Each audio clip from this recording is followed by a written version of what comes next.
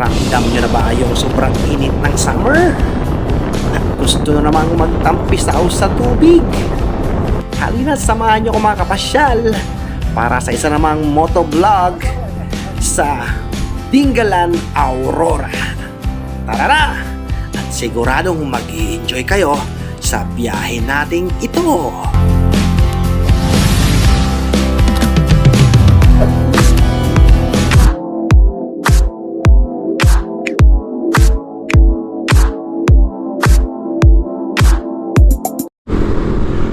Yo! Magandang morning! Magandang morning mga kapasyal. It's your friendly friend once again. Dito na naman tayo sa kahabaan itong walang katapusang kalsada ng Pilipinas. On our way to Dingalan, Aurora. Ayan. Yeah, wow. Napakaganda ng sikat ng araw na yan. Talaga namang buong buo. So maya lang konti guys, magpaparamdam na yan sa atin. So good luck. So kagaya ng mga sinasabi ko palagi, uminom ng maraming tubig. Lalo't ngayon ay talagang hindi na normal yung init.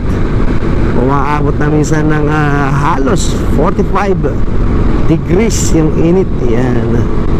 Kaya ayong ko minsan kahapon wala silang pasok kasi dahil sa sobrang init, kinansela yung klase dito sa Angeles City, yung mga primary. Yan. Ayan guys, tuloy-tuloy lang tayo sa ating biyaheng Dingalan. Still, nandito pa rin tayo guys sa San Isidro, Nueva Ecija, Cabanatuan. Ayan.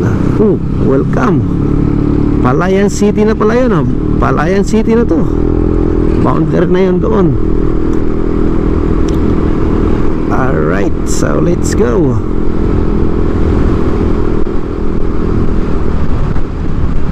Palayan City, Laor.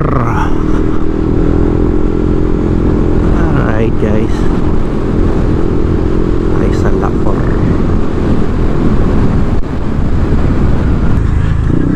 Alright guys, dito na tayo sa Laor. Dadaanan muna natin itong Bato Ferry River. Ayan, ito na yung Bato Ferry River.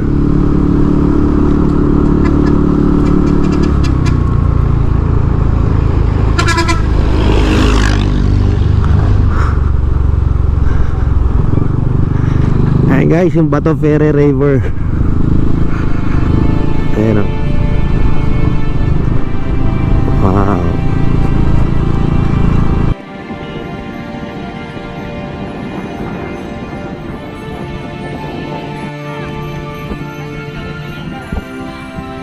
Madami tayo ngayon, hindi kagagana yung 0.5. Ay, 0.5! So stop over muna guys yung tropa dito para mag-almusal. Ayan, kaway-kaway muna para masaya. So kakain muna kami ng baka lugaw, kung ano man makakain muna dyan bago kami dumiretso ng Dingalan, Aurora. Okay? Sorry, bye. Ang dagan! Ayos na ayos, swak na swak yung ano nila dito guys, yung dinuguan. Harap. Iba-ibang luto ng dinuguan dito at saka sa Pampanga. Sa Pampanga mas nabaw siya. Dito kakaiba siya. Parang siya malas, ano siya, parang mas solid siya kaysa doon sa dinuguan Pampanga. Kaya kakaiba. Alright? Prove. Ayan guys, yung mga tropa pips natin dito guys, oh. Ayan. Susoy! Ano na yung kinakain mo? Mami. Talagang mamis boy ka talaga. Kaya na, makain na sandwich ha. Alright. Yung katapat ni Diwata sa Manila, si Ferry. Kasi nandito tayo sa Bato Ferry. At least pareho silang Diwata. Alright. Ito naman si Tisoy. Alright guys, tuloy-tuloy tayo sa ating biyahe. Ito na nga. Pasok na tayo dito sa Gabaldon. Ayan, magandang maligayang pagdating. Ayan, Gabaldon na naman tayo. Paboritong destinasyon ng ating mga kamot-mot. Ayan, Gabaldon.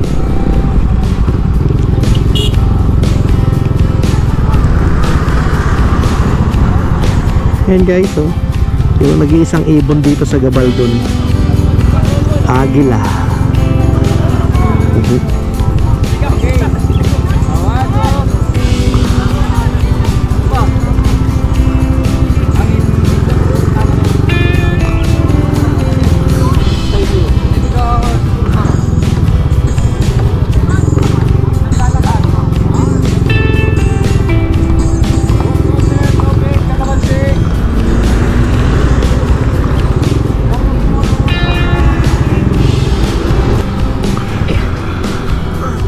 Daming mga riders ngayon dito guys. Ayan oh. Kanya-kanya silang mga gustuhan doon sa picture. So ito na yung sikat na guys na Instagrammable na area dito guys. Yung area na yan, yung kabundukan na yan.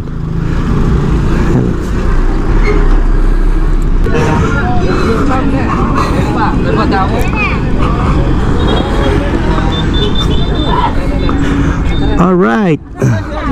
Ayun yung nagpo-park na. Alright guys, on our way to Dingalan, Aurora.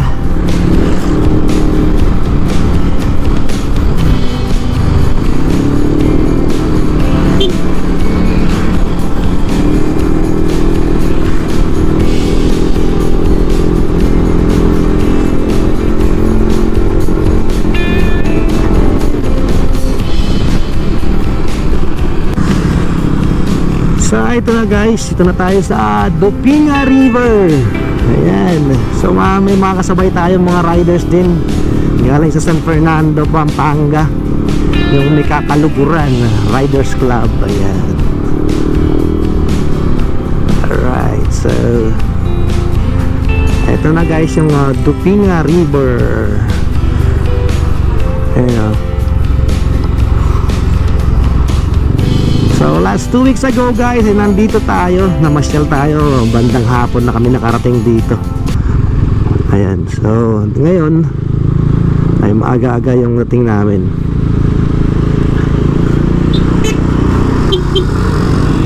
Ayan, halos magkatulad lang ito ng Bato Ferry River. Kabilaan dito at saka dito, meron din dito. Ayan. Last time pumunta kami dito guys ay medyo umulan, kaya medyo brown yung kulay ng tubig. Kaya medyo okay, kasi hindi brown.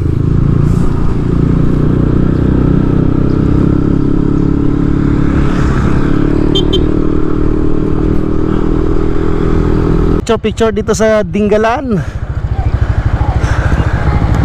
Oh, balik sila oh.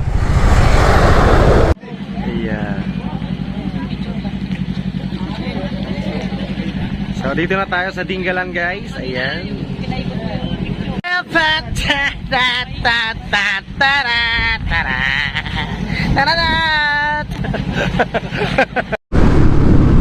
Alright, so ito pababa na tayo. Papunta ng beach area. Itong Dingalan, Aurora. Ayan.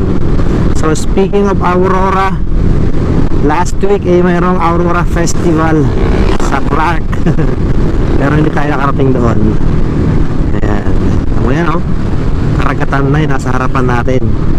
Wala na yung mga kabundukan na nakaharang. Meron pero nandito na sa gilid. Ayan. Wow, smooth lang yung pababa.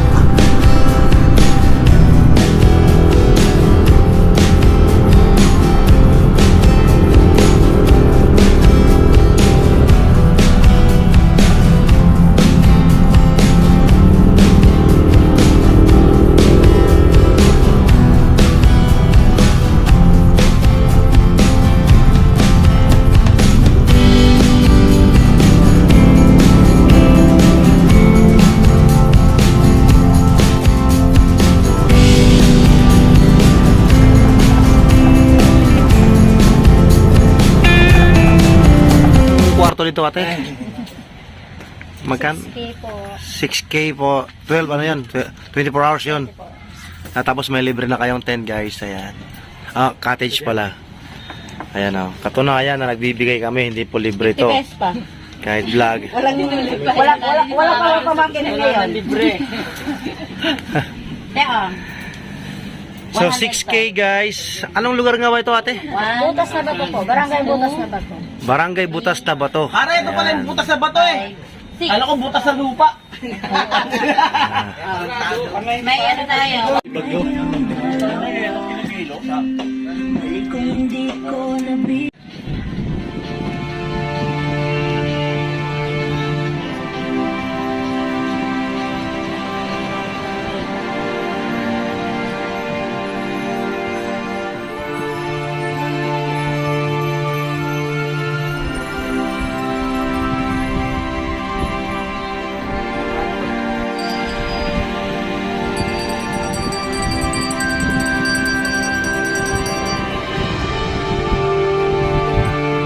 Kuya, halika, mayroon kaming katanungan tungkol dyan sa Dragon Boat kay Chusan.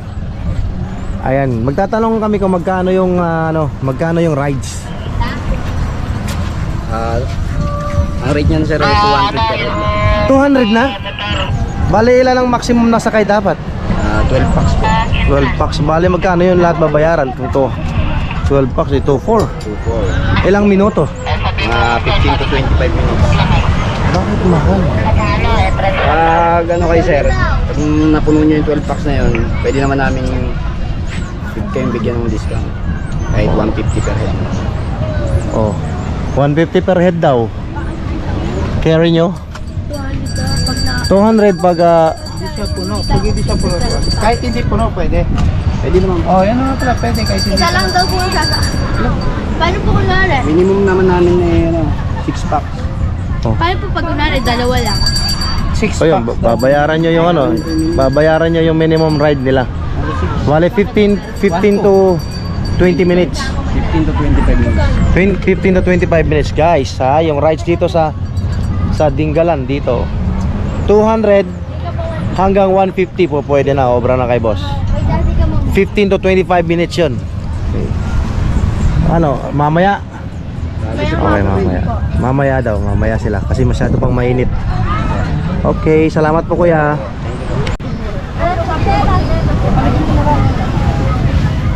Ayan guys, oh, ito yung mga bisita natin dito sa beach.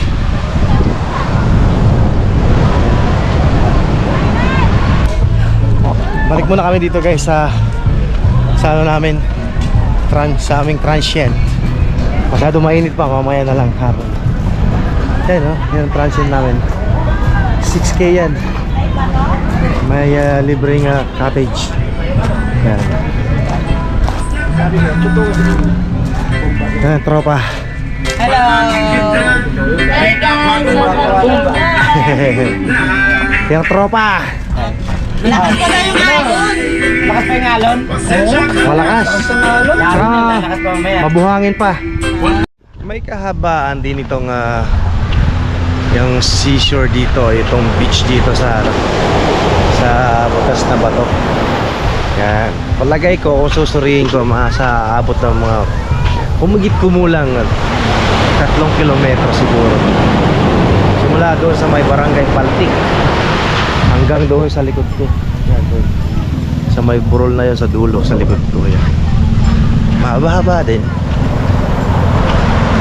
Ito, papunta ko doon sa may area ng barangay Paltik area.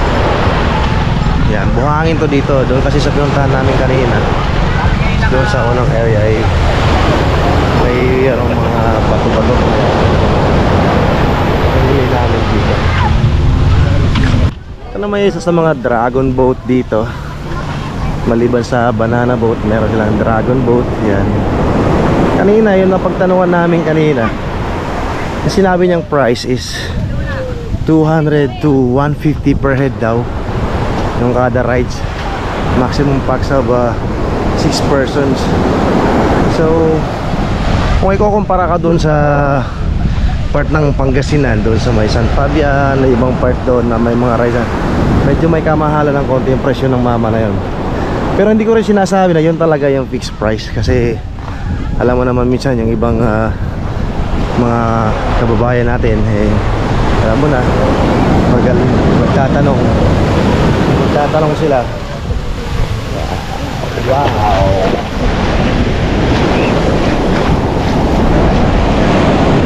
Ay minamahalan nila yung presyo. Ayan. Ayan. Nakakalungkot, pero minsan kapwa Pilipino na take advantage pa. Dapat yung fixed price lang, kung ano yung karapat dapat na presyo, yun lang sana dapat yung inaalok nila. So yun.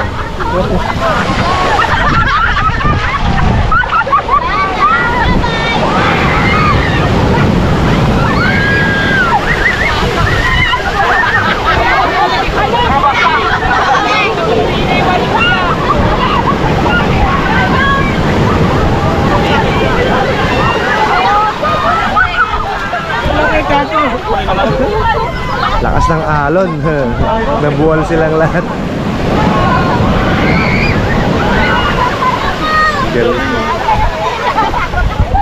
Hindi bumibitaw yung anak.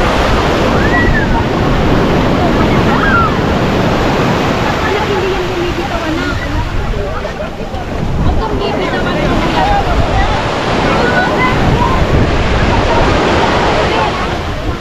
Ayun din na.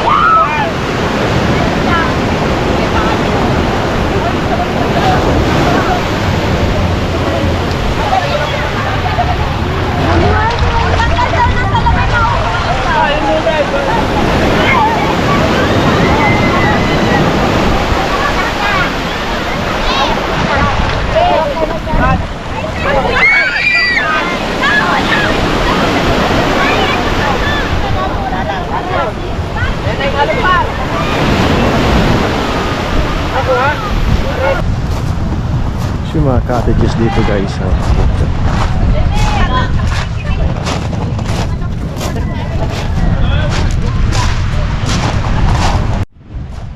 ano sila mga lifeguard houses dito guys. Ayan. So iba-iba yung mga may-ari ng mga resort dito. So lahat ng mga beach resort dito guys ay meron mga lifeguards. Yan. Nakita kayong lifeguard house na yan, isa iba yung may-ari ng resort niya. Yan yung mga resort dito guys. Yan. Okay guys, yung dalampasigan dito guys ay kumpos din na itong mga bato. Yan. Hindi lahat buhangin, saka hindi white sand yung buhangin dito, mga parang brown and gray. Yan. Ayan, naglalakad ako ngayon sa mga bato. Ayan, yung mga pebbles na malaki. Ayan. So yung part doon, mga buhangin. Ayan. Ayan, para mga crush ng mga bato yung nandito. Yung sa baba, yung pinong buhangin nandun sa baba. Ayan.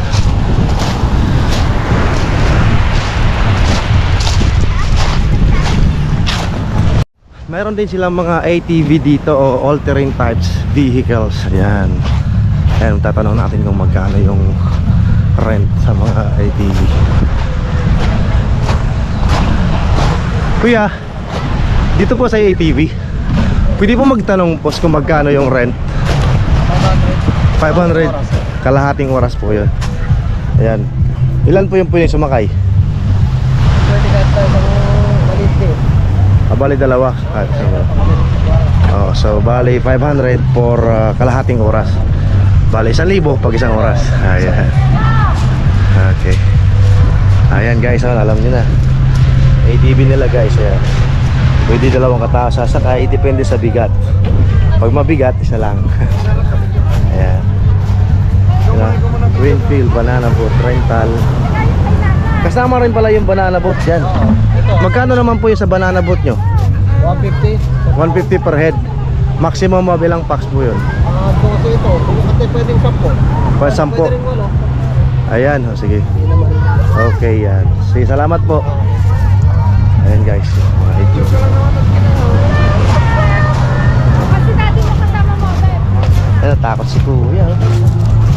Ayan guys, yung mga velas nila dito, mga cottages sa baba. Ayan. Usually mga cottages guys, nagre-ranges ng 800, 500, 800, merong mga 1,000. Yes, so pwede nang lumabas yung mga utaw ngayon dito guys sa beach kasi wala na yung araw. Pwede na lang enjoy yung tubig.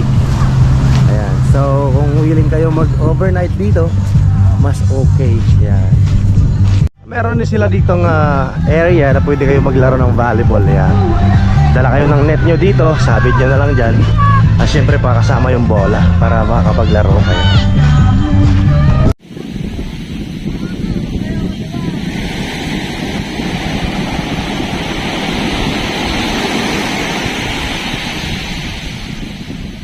At ito, lapitan naman natin dito mga nasakay ng dragon boat. Ayan. Ayan. So yan, dragon boat naman sila. Alright.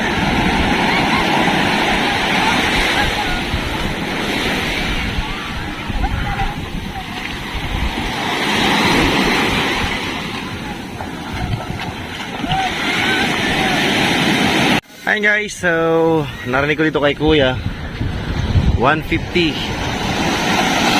Yan, 150 per head yung yung presyo niya, yung bayad dyan sa rides ng dragon boat. Pero pag mas marami daw kayo, pwede na pong 100 po per head. Ayan, so iba-iba nga yung presyo kagaya na sinabi ko kanina. Hindi sila fixed price, depende sa trip nila. Wow! Wow!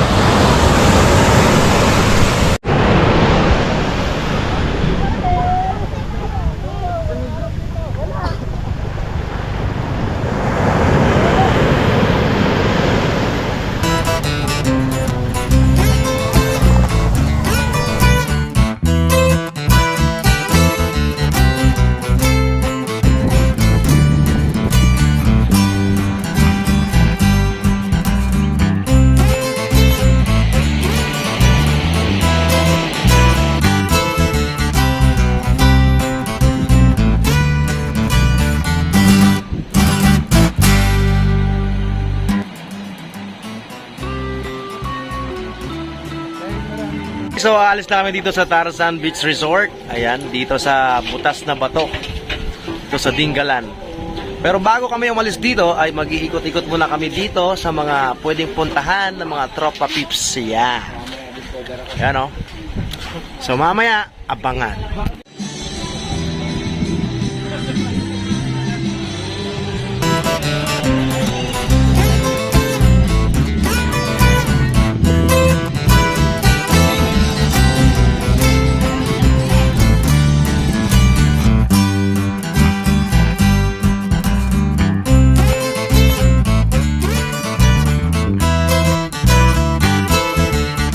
Guys, mula dito sa Tarzan Beach Resort, dito sa Dingalan, Aurora. Ano masasabi nyo guys? Bye-bye na tayo!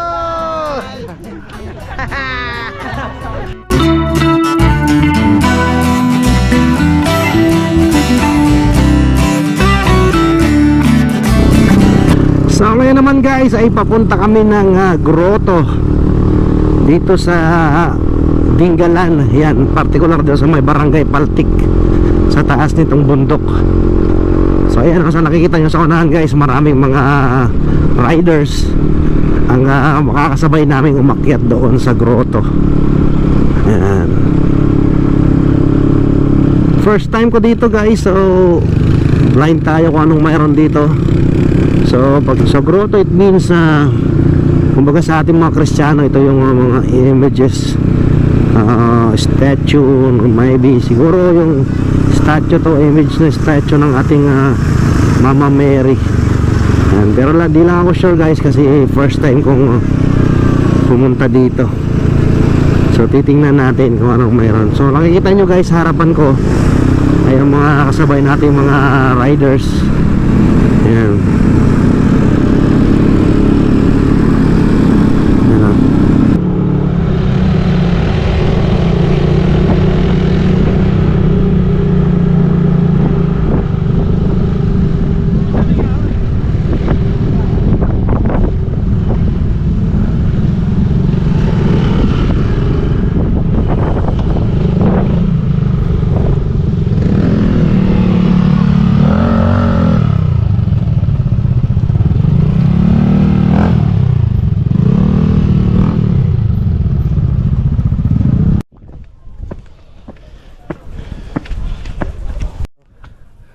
Na tayo sa halos sa taas. Konting step na.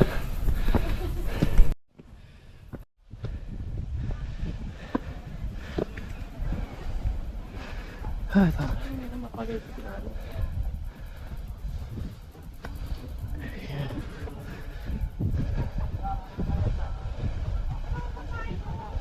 Ayan.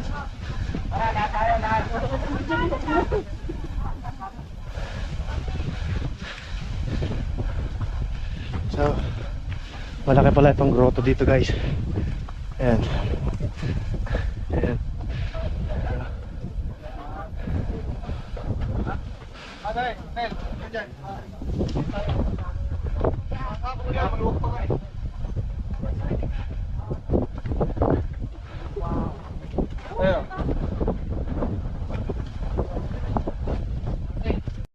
Yan, baling parang view deck na rin to dito guys at the same time.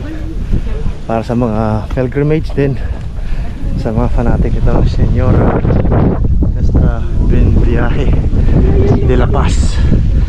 Ayan. So ayan guys, so dito, mula dito sa taas guys, kita nyo na yung Dingalan. Ayan.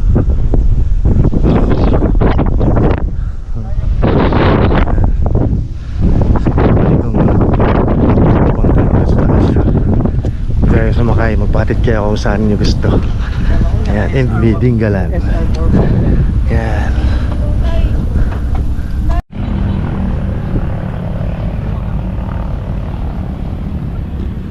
Lasa ako yan. Oh, dali. Ito guys, yung view deck dito sa Dingalan. Ayan. Aray, sino kayo dyan? Mga pang-jobo. Aming pang-jobo. Ayan. Ito.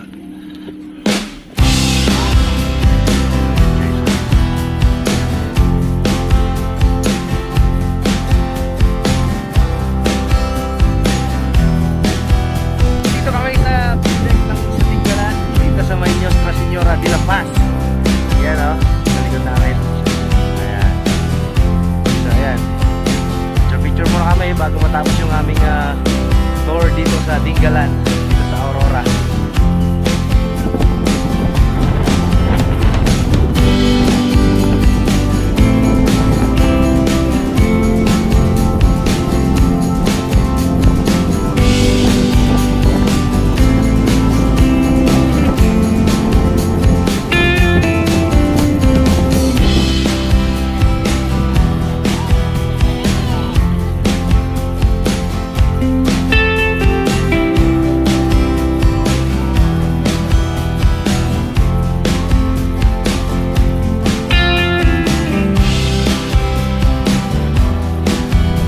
Guys, mula dito sa view deck, dito sa may Dingalan, sa may grotto, ay magbabalam na rin ako. Tapusin ko na muna dito yung ating vlog for today. So once again, it's your friendly friend Mars, sabing ingat kayo palagi. Until next time, bye bye.